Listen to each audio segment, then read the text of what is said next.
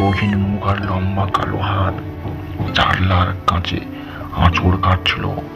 মৃণাল ঠোঁট নাড়িয়ে বলল, চলো, আমাদের সঙ্গে চলো। আমার পা অবশ হয়ে গেল। কথা বলতে চাইলাম, কিন্তু গলা দিয়ে কোনো শব্দ বেরোলো না। ঠিক তখনই আমার দরজা ধাক্কা দিতে লাগলো। ঠিক তখনই আমার দরজা ধাক্কা দিতে লাগলো।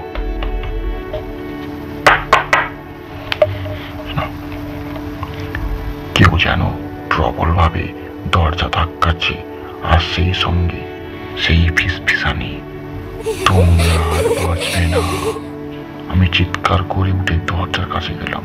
ওরা কি ঘরে ঢুকে পড়বে? পল্টু, শোভন, জয়নাল, ওদের কি হলো? কিন্তু দরজা খোলার আগেই একটা শক্তিশালী ঝাপটা লাগলো। আমার মাথা ঝিমঝিম করতে লাগলো, চোখ ধীরে বন্ধ হয়ে এলো। আমরা কি সত্যি বাঁচতে পারবো, নাকি মৃণাল আর সেই তিন ছায়ামূর্তির মতোই হারিয়ে যাব? আমার চোখ ধীরে ধীরে বন্ধ হয়ে আসছিল, যেন চারপাশের সবকিছু মিলিয়ে যাচ্ছে, অন্ধকারের গভীরে তলিয়ে যাচ্ছে। কিন্তু হঠাৎ একটা কণ্ঠস্বর শুনলাম, ও এখনো ঘুমাস না, জেগে থাক, নইলে তোকে ওরা নিয়ে যাবে।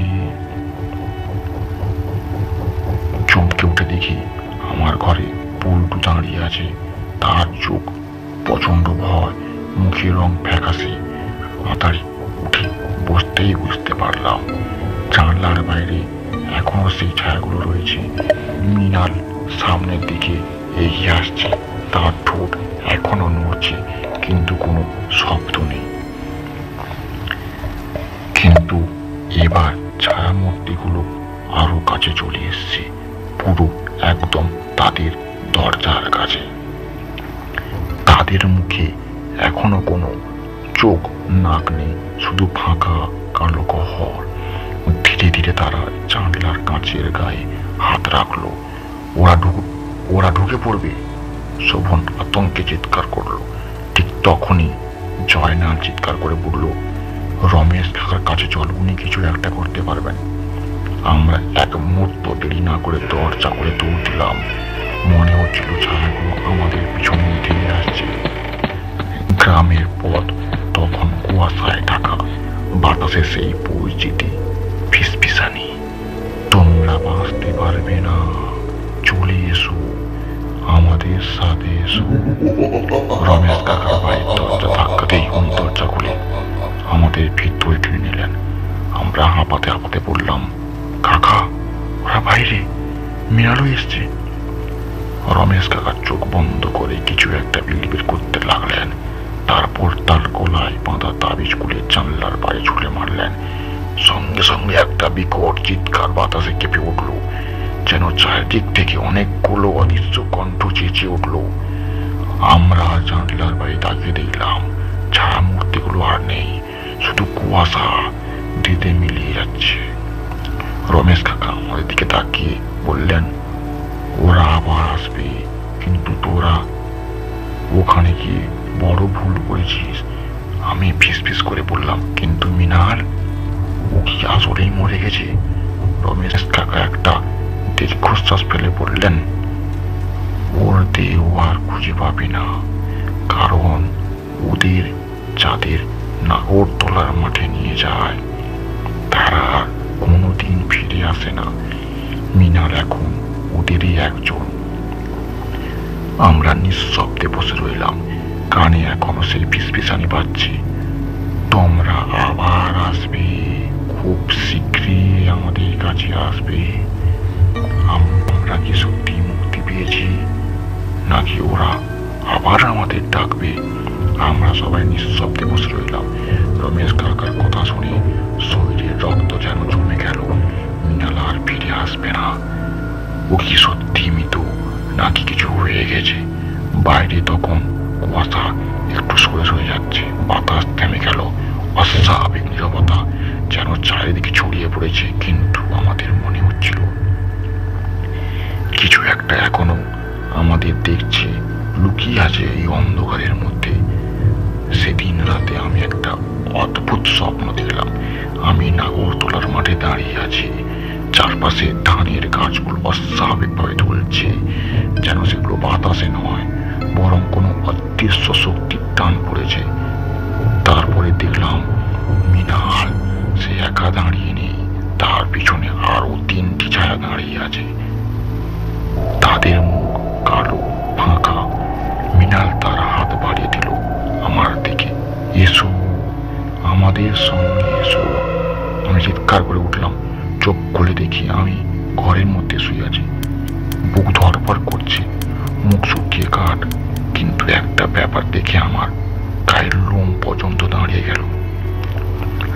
আমার হাতের তালুর মধ্যে কাদা লেগেছিল, আর কিছু ভেজা ধানের শীষ আমার বিছানায় পড়ে আছে। আমি কি সত্যি স্বপ্ন দেখছিলাম, নাকি রাতে আবার কোথাও গিয়েছিলাম?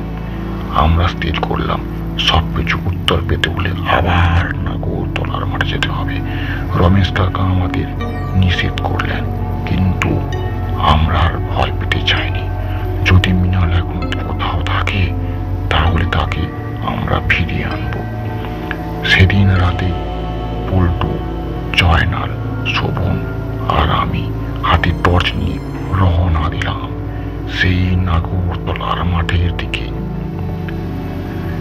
সেদিন রাতে পল্টু, জয়নাল, শোভন আর আমি হাতে টর্চ নিয়ে রওনা দিলাম নাগরতলার মাঠের দিকে। জানি না আমরা আর ফিরে আসতে পারবো কিনা। সেই রাতে আমরা 4 জনের হাতে টর্চ লাইট নিয়ে নাগরতলার মাঠের দিকে রওনা দিলাম।